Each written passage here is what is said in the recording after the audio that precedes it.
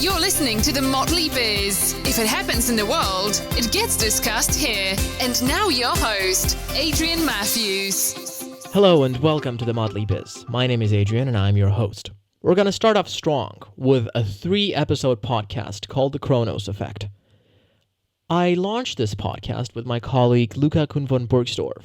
We were together in a strategy development class, and we realized shortly after reading a couple of case studies that the big tech market is not as segmented as one would expect, but rather it is dominated by a couple of large players. Both of us instantly wondered, are these players stopping innovation or stimulating it? I've decided to ask Luca, who is both older and more advanced in this topic than me because he's a master's student, to look into it. And looked into it he did. He came back to me with a lot of information, and we've elaborated this 3-episode series that I invite you to enjoy. In this episode, we're going to define what the Kronos Effect is, as well as the variables that we're going to be analyzing all throughout this informative and hopefully educational journey. And because I don't like to beat around the bush too much, let's just jump right into it with the first episode of the Kronos Effect. So let's start from the very beginning, if that's okay with you, and let's explain why we call this series Kronos. Who is Kronos? What is this all about? It's a great question, Adrian. You know, we had a back and forth about what we should actually be calling the series, and we agreed on this idea of the Kronos Effect. It is essentially a term that was coined by Tim Wu in his 2010 book, The Master Switch, where essentially he argues that information technologies, ICTs, go through cycles of governance from open to closed systems. The term itself, it has its roots in Greek antiquity, as some of our viewers and listeners may know. Kronos was the second ruler of the universe, according to Greek mythology, and he was warned by the Delphic oracle that one of his children would dethrone him. So when his wife became pregnant and gave birth to the first child, he ate it. And in fact, he ate all of his children. So Tim Wu applies this to the world of business, where it's come to refer to the efforts undertaken by a dominant company to kind of consume its potential successors in their infancy. And the reason why we chose this is because it really nicely goes to the heart of the history of innovation and the history of information technologies, right? Many sometimes, seem to think that innovation and technological development is a natural, orderly process. But this is really far from the truth, right? And you have to look no further than Joseph Schumpeter, who's the father of innovation in economic theory. He essentially argues that, innovation is the lifeblood, the essence of capitalism. It's the most important driver of economic growth. So, countries that innovated would grow wealthier, and countries that did not would stagnate. So, it just goes to show that innovation is not a benignly gradual process. It's a merciless cycle of industrial destruction and birth, and that's what the Kronos Effect alludes to. So when we talk about innovation, which is going to be part of the discussion throughout these next 3 episodes, we're talking about forces that have the power of moving and shaking entire economies, right? Moving them forward, backward, or into entirely new directions.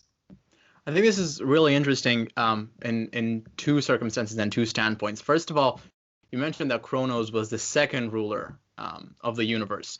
It's always the second rulers who are a little bit angrier than the first ones, right? So in this context, I would say that the first ruler would be the government and the policy makers who are actually stepping in nowadays trying to regulate this Kronos Effect. And the second is that historically speaking, the countries that did innovate are actually the countries that managed to move forward. But is that still the case today? Because the world reached a point where innovation is more or less global and entails a process of multiple intertwined cultures and people. And we're going to explore that a little bit later into the sessions. But let's go back to the first point that I made in regards to the government and the first ruler of the universe.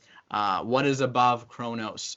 And I'm going to ask you specifically about antitrust, because they are some processes that have caught a large scale in the last 2 decades. I would go as far as 3, but I think 2 is a fairly assumed number.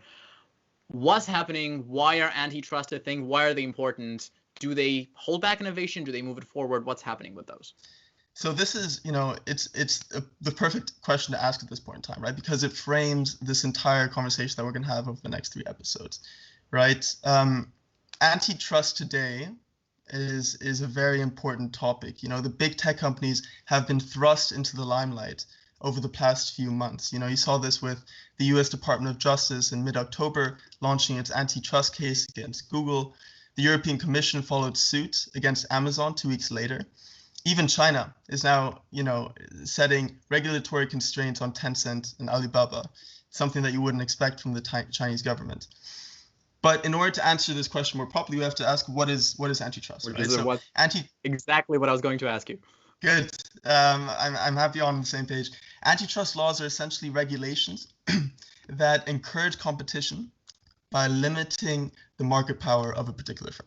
Right. So this often involves, ensuring that mergers and acquisitions don't necessarily overly concentrate market power. It also has to do with, limiting, the formation of cartels that might limit competition and, engage in price fixing. Co-opetition, as it's called. Well, we'll talk about co-opetition a little bit later in the series. So antitrust policy is essentially framed through the potential harm of anti-competitive practices on consumers and small and medium-sized competitors, right? So a common critique of antitrust, especially by big tech, is that it's said to stifle innovation. And by extension, and this is really important, and we'll talk about this a little bit, that the US will be less competitive than China as a result of this stifling of innovation. Right. So I hope over the next 3 episodes, we're going to take a deep dive into the power of platforms and the intricacies of innovation, how these problems are seen right now, and how we can think about it differently. Right. So you mentioned platforms, and I was going to tell a little bit of story about that because the Kronos effect is actually something that's visible in most circumstances of the business environment as it is today. But if we were to talk about every single facet of that in enough detail to make it understandable and interesting, we would need a year at least. Mm-hmm. It's a complicated theory. So when I asked you, Luca, what should we talk about? You said off the top of your head, platforms. And they are super important nowadays. They are the key driver in technological innovation. To our watchers, listeners, readers, 50% or more of every digital service that you use is carried out on a platform. What is a platform? So essentially, we actually initially want to frame this conversation specifically through platforms and innovation, but we kind of changed the scope and wanted to talk about big tech instead, because there is so much diversity in the platform business model landscape. It would have been difficult to talk about every single intricacy. But essentially, where we have to begin in defining platforms is that they operate in multi-sided markets, right? So, multi-sided markets are essentially markets that have at least 2 sets of users that interact through a central intermediary, and at least one side provides the other with network benefits, which are essentially, one side benefits from having a critical mass of users on the other side. So platforms are the products, services, and also standards that bridge economic actors in these multi-sided markets. So if you take an example of Google and its search platform, it connects advertisers with online search users. And the network benefits there are essentially, advertisers need a critical mass of users in order to make it economically viable. So there's always 2 sides to a platform, and they're always intertwined. So big players in the platform market, who are they? Who are we going to talk about in this series on point? So, I think we're going to be talking about the big dogs, right? We're going to be talking about Google, Facebook, Amazon, Microsoft, Apple. These guys, some of them were born into the internet ecosystem like Google. Others had to change their business models in order to accommodate for the rise of the internet. Microsoft and Apple changed with their operating system model into a platform-based model, right? So these are some of the main actors that we're talking about. I would go as far as to say that some of these defined the path that the internet has taken in the last years with their services, with what they offered. I think they gave the internet the shape that it has today, and they made it the essential thing in our lives, because I don't think society can live right now without the internet. What's new? What's happening? Why all of a sudden this dominance, this Kronos effect? You mentioned something really important there, right? You mentioned that these new platform models have the capacity to shape their markets, shape their ecosystems. This is one of the big things that we're going to be talking about, right? So there's two ways of kind of characterizing how. So let's talk about it. Yeah, right good. now. Good, let's right do in it. this episode, let's do it. So essentially, there's two ways of talking about the big tech platforms. There's the idea of market power, and there's the idea of platform power, and they're slightly different, right? So, when we talk about market power, the rise of platform-based monopolies like Google or Facebook has seen digital markets shift more and more towards winner-take-all dynamics. So essentially, the platform that attains dominance, in the first place tends to only need a slight edge over its competitors to harness powerful network effect and essentially tip the market significantly in its favor. And, secondly, when we're talking about market power, you talk about increasing returns and positive feedback loops, right? Partly because of the network effect that we just talked about, but also because they have the potential of collecting and using big data, right? Which allows them to give rise to economies of scale, scope, experience. And thirdly, you also have to talk about the verticalization that a lot of these companies are going into, most of the core digital services. So Google, for example, isn't only a search engine anymore, right? It provides video chat, email, web browser services, and this has, provides hardware as of recently. There's phones, there's laptops. They extended their business model to humongous dimensions and are becoming quite a monopolist in the industry. 100%. And this has three implications, right? The fact that they're increasing their data collection remit. This means that it also enhances the friction of user experience. The idea of stickiness, not just scale, but stickiness as well, and which in the end increases user reliance on primary services. But the second thing we have to talk about, and this is essential when we're talking about any platform, is platform power, right? The idea that platforms are no longer just agents in an ecosystem. They're defining the mechanisms and the rules by which other actors are engaging in the ecosystem, right? So Google's Android operating system, it defines the standards and rules by which app developers can produce and distribute content. I already alluded to this, but they diffuse technology, so they diffuse, validate, and maintain a lot of these app developers' technology. And the last point is that they control data, right? So platforms aren't only allocative agents, right? They function as primary controllers of data aggregation and data flows, right? And this is something that's fundamentally new that hasn't been seen in another ICT revolution. So my question is, well, actually, my observation is that it's creating something of a vicious or a non-vicious or a very happy circle. The bigger the data, the more important it becomes. The more customers, the more users the platform has, the better it is and the more attractive it is to other users. So this more or less starts to neutralize the chances of any other little player in the game once the platform gains a certain size, because a small entrant in the same field will not benefit from a new platform. The user will not benefit from a small entrant as much as they will benefit from a big entrant. So what are the implications of this effect, of this dominance? What does this mean for the users and for the industry? So essentially, we have to realize that tech platforms aren't only big, right? They also provide a lot of value to customers, right? In terms of convenience, low prices, efficiency, safety, and importantly, as you mentioned previously, they have the unique capacity to shape innovation ecosystems. We're going to dive into this in the second episode. But with these two implications, we have to therefore kind of move beyond traditional understandings of antitrust, right? Which talks a lot about scale, but not necessarily about stickiness and data extraction and these kind of things. So, we have to look at what makes platforms unique around data collection and how they shape markets and ecosystems. So what is stickiness? It's a very pleasing word to hear, but what does it mean? What makes a platform sticky? I mean, essentially, it was one of the key theorists behind this was Christine Tucker, who talks about network effects and kind of focuses not only on how big a platform is, but how what kind of user retention they have, right? So drivers of stickiness are, user contingent and focus on the reinforcement of behavioral data into the nuances of user design, right? So essentially, it's user retention, So if Google, for example, in a search platform, it collects a lot of data on what kind of searches people are engaging in.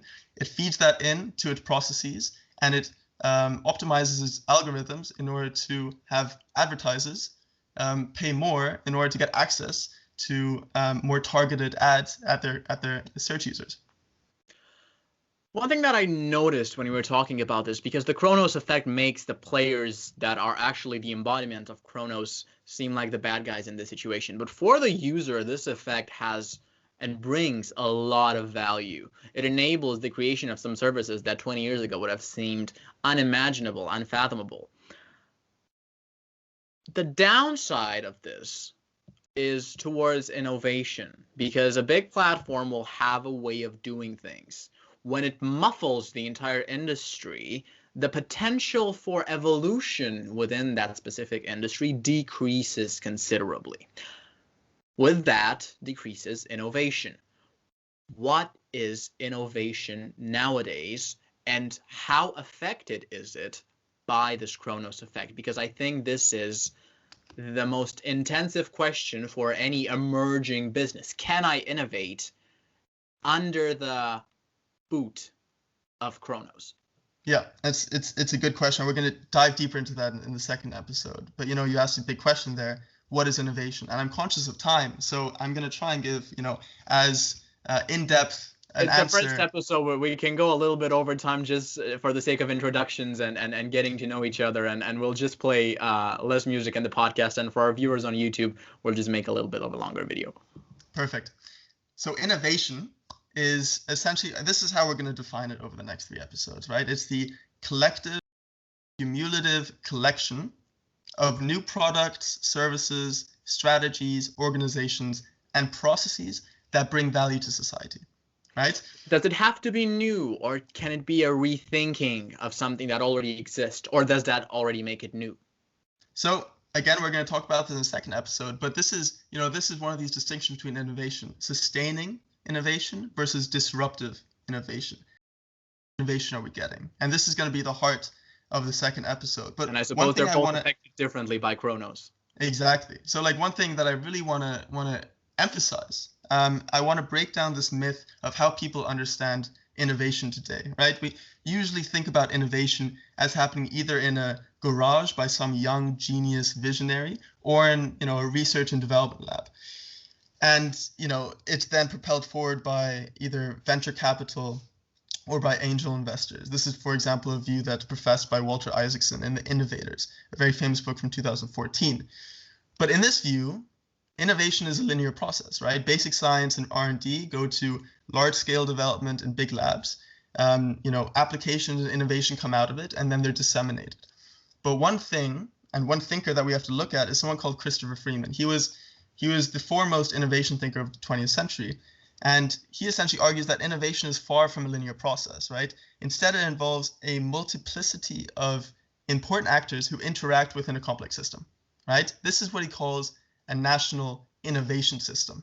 And I'm gonna quote him here. He defines a national innovation system as the networks of institutions in the public and private sectors whose activities and interactions initiate, import, modify, and diffuse new technologies. That's very different from this linear garage way of thinking about innovation, right? And completely different. And when you hear it, it clicks. It's true, but you didn't think about it before, because innovation has been presented as such a godly gift that you didn't think of the deeper implications. 100%. And we go from one person in a garage to a multiplicity of actors, right? You have to take people, institutions like the financial system, the way that private firms are organized, educational systems, labor markets, culture, regulatory, and tax policies and institutions. All of these have to be taken into account, right? It's very much dependent on the present circumstances, and at the same time, it makes total sense, because you must innovate from the plethora of existing things around you. What what meant innovation 50 years ago no longer means innovation today. So the resources that are available to you right now, everything that's around you, stands as the basis for your innovation. Taking that into consideration, I think, changes the game entirely. Let's narrow it down a little bit and, at your proposal, look at America's national innovation systems, because they are more or less one of the largest players in the world in this field. Yeah, I mean, I really want to put, to just clarify what I mean by a national innovation system. And I want to look at the US after the Second World War, right? So in the post-war period, the US developed, one of the world's most effective national innovation systems, right? It's referred to as the hidden developmental state. And, through a set of policies, and most importantly, through vast government investments in R&D, it became a leader in technology. And a lot of this was framed in opposition to the Soviet Union in the Cold War, right? The Apollo mission, all of these kind of missions. And, you can also see these examples in Germany and Japan after the Second World War. But then in the 80s, something happened, right? The rise of, the ideology of market fundamentalism essentially changed the focus of the national innovation system. It argued that markets could bring about innovation in a more efficient and less costly way, right? So that's partly why the US national innovation system is kind of in crisis right now, because it needs a thorough rejuvenation, especially through significant increases in federal government funding, among other things, right? Someone like Mariana Mazzucato, who started the institute where I'm working, argues that the state, far from being removed from this system, has been an integral player, right? Providing some of the most important early stage, high risk investments into basic research. We'll come back to this in the third episode, but that's a really important point to make. And since our podcast is principally released on the UCL radio station, salutations to Mariana Mazzucato, who might be listening to this. Thank you for your inspiration. So the final question of today's episode, and the natural question, would be innovation, platforms, Kronos, what ties them together? How do they all fit in? So essentially, big tech platforms, they represent, a number of actors in this very large national innovation system. But even though there is only a handful of actors, they are very important, right? They not only engage in innovation through, funding R&D, developing new technologies and bringing them to market. They also have the power, like we said before, to shape innovation ecosystems, determining the rules of the game by which other digital players have to act. So by extension, they have the power to shape the digital economy as a whole, right? So there's going to be, two questions that we're going to put front, right, and center in the second episode. And that's, how do we currently analyze the impact of big tech on innovation, right? And secondly, how can we look at this dynamic differently, taking the intricacies of platforms into account, and also looking at the breadth of a national innovation system. In other words, they have the power to do it. Should they? What should they be doing with it? What are they doing with it? And what are the subsystems that lay underneath these humongous processes?